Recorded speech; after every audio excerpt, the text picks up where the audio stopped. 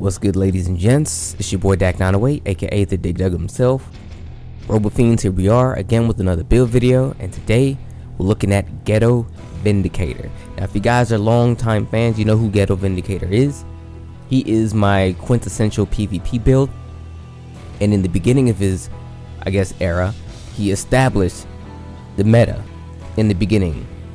Dual gats followed by dual battle rifles. That was him. High mobility, average defense, dual gats, dual battle rifles. I was the first. Now, am I going to establish the meta of this game? Probably not. I actually had a little bit of a late start to the PvP. Nevertheless, this is Ghetto Vindicator. He will change multiple times. As it stands right now, this one particular build right here, I've clocked 3 wins. I figured, hey, let me show you guys what I've been having a little bit of success with. Now, 3 wins with this one precise build right here. I changed them, I think 3 or 4 times up until this point to actually get, I would like to say, a win streak. And I figured, it seems to be working quite well. Let me show you what he does. Without further ado, let's get into it. So, off the rip, we're going to look at the legs first. Now, if you've paid attention to the basic build buttons, a lot of parts are going to come from him. More notably, the legs, the halberd legs. The main purpose for these legs is their ability to have a great amount of land boost speed with a bit more durability than that of the Ricari legs. They don't have necessarily a great amount of land speed, but we're boosting 90% of the time anyway. The best thing I got from it though is the stamina efficiency when on the ground. So every now and then I'll run out of stamina in the sky, fall to the ground, recover my stamina, and then slide around the ground doing whatever I can, mostly using my art gun, but we'll get to guns in a minute. But I'm using the halberd because of the speed, its durability, because I need a little bit of that. I don't have too much. I have just, I think, about 22k, and the extra stamina support it actually provides. Also, I should note that my outer is 100% human, so that way all the stats you're looking at right here are unbiased. I'm doing this 100% human purely simply because, well, it makes it a little bit easier to make builds when certain things aren't skewed to other people's particular build style. Because if I were to actually have an outer geared towards one thing, my numbers would look a lot different from yours, so on and so forth. Next, we're looking at the left arm. The left arm is actually a strange choice, truth be told. I've yet to actually put more attachments into this one, but I know exactly what attachments I'm going to put into it. I'm going to put some for memory usage to up my other abilities like my mobility and my scouting. However, we're going to be using a gun arm. Why a gun arm and why not using another actual assault rifle? This one is well enough. The stats on this one is not the best. They're pretty nice. Honestly, I decided to kind of run with this due in part to the extra ammunition. I do have a other assault rifle that's on the back. However, this one is going to be my main one. The fact that I have so much ammunition, I can just let it rip, just do whatever, use all the slap, and it's not too bad. On top of the fact that the fire rate and the precision support is actually not too bad, I think I'll be okay. And thus far, it's been nice. It's been very good. It's been very good, especially when providing suppressive fire when I need to get the enemy off me. Because if you can check by the weapon in my other arm, it is a sniper rifle, and we'll get to him in a minute. I may redefine the meta, maybe. Shout out to Armored Core. Nevertheless, to the right arm. In the right arm, Claymore. Claymore is an utterly not too great arm in terms of defense, but it has great everything else. The thing I really needed from this one was fire rate support, reload, basically anything when it comes to firing. Precision, reload speed, support, the whole 9. I didn't really want to spare too much from it. Granted, there are other, Granted, there are other arms, a few actually, that are a little bit better, but I kind of wanted to run with this one. However, I'm probably going to make a sniper build video later, and we're sparing no expense. We're going 100%. There's not going to be, I'm going to try to make that build the next one anyway, the sniper build, the dual sniper build, the Armored Core 5 meta build, if you will. Sparing no expense, making sure it's the best I can probably get out of a build similar to that. Nevertheless, here we are, Claymore. Moving over to the processor, lock control 3, It's just I need that lock-on control for distance, of course. Speaking of distance, we're skipping the body because it's Hecaton. Come on. Okay, Hecaton is the body. Moving to the head, I'm running Durandal. I'm actually waiting to get a 3-slot Durandal. I know I don't have all the stuff yet. I want to get 3-slot every armor piece in the game, so that way I can customize them that I want to do, any which way I actually want to get down with them.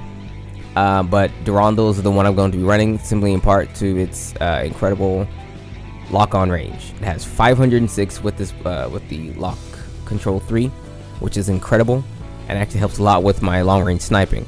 But when enemies do get close range, I have to swap out my sniper rifle for the assault rifle I mentioned before. Now, with that said, let's move over to the weapons. Right arm being the sniper rifle. Again, waiting for better sniper rifles.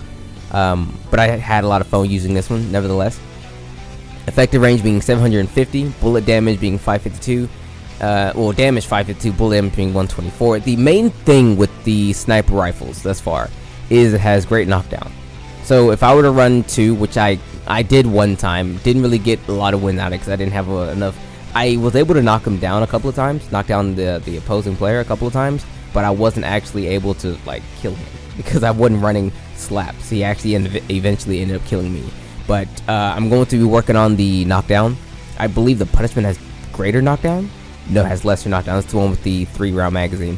But I'm going to be working on knockdown capabilities. Anything I can use to actually help with my knockdown, which is really, really good for the sniper rifle. Again, the main thing it has to it is its range. The ammo capacity is 42, so it's not the greatest, but the bullet speed, making it fast enough to where you can't really dodge it. If I get a lock on, I hit the button, you're gonna get hit with it. And the damage, the actual damage itself. So when it comes to make that sniper build, I'm gonna focus on damage, bullet speed, and knockdown, and essentially nothing else. The precision rate is 1, and that's usually par for the course, so I don't think I really have to worry about it too much. So it's gonna be spot on when I do get the shot off. I don't have a left weapon because my left arm is my weapon, so we're gonna move to the shoulder weapon. The shoulder weapon is the Ogre Break 2. The reason why I chose the Ogre Break 2, it's simply because I'm not gonna lie to you, I was running out of memory and I was like, well, I hardly use it anyway, but I was running out of memory, and I figured to myself, well, let's put the closest thing to a sniper that's not a sniper on my back, I guess. It's like a sniper cannon, but not Raging Gluttony. Raging Gluttony would be a cool weapon to have, but you have to be on the ground to actually fire it, which is kind of bum. So Ogre Break, whatever. Like I said, I barely use it. I just wanted something else. You could probably throw on missiles if you want to. That is you. But however, this is just my personal build. It's my personal build. You can take cues off my personal build, but this is how I got down. I don't have an auxiliary. Moving over to the right pylon. I was gonna run an auxiliary. I'm really looking to get the Hermes booster, but I just can't get it just yet. Someone commented on my video, haven't heard about it, and I did hear about it. I have a friend who has it, but I don't have it myself. So once I get it, I'll probably start running it on a lot more other builds, especially later on once the PvP gets well established and whatnot. Now the right pylon, we're looking at the Riot Lights. I was running Tempest for a good while, ladies and gentlemen, for a good while, but I opt to go with Riot Lights as of late. Honestly, either of which. One uses more memory, but the other has a more effective range, but the other one has better conductive radius. It's kind of it's on you. Regardless, the main purpose of the Riot Light, well, also Tempest has better stun potency, but the main purpose of this is you will run across players who like to get in a little close. It'll be melee players, but you don't want to really run this on melee players too much. But then again, you could, because they usually have weaker stun resistance. It really depends on who you kind of run up on.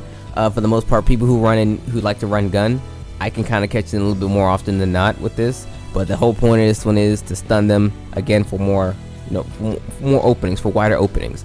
I like to use it if we're in engagements where, like, if it looks like I can't really get my sniper rifle off, and we're probably going to be, it's how do I put it? It's very stage or area based. Okay, if you're in an area where there's tons of coverage, it might not be the best idea, because in order for them to just break away from the arc, they can side dash to the right and they're behind a building, and then you have to chase them.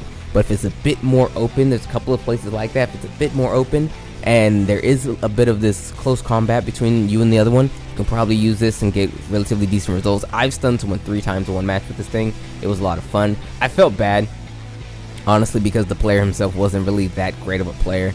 I did feel kind of bad for doing that to him. He was probably new to the game. I'm not gonna like say anything, but since that one match, I've only had like 2 other stuns, but once per match, I should note.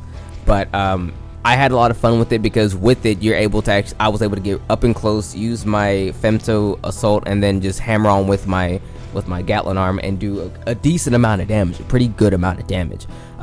So for myself, for a gimmick, I tried to run this. Again, my main gimmick with this one right now is stunning and knockdown, so that's why I have the sniper and the riot light. I may even get rid of my other assault rifle, which is on the left pylon, and run another riot light. But nevertheless, this assault rifle, it's just there for more bullet spread.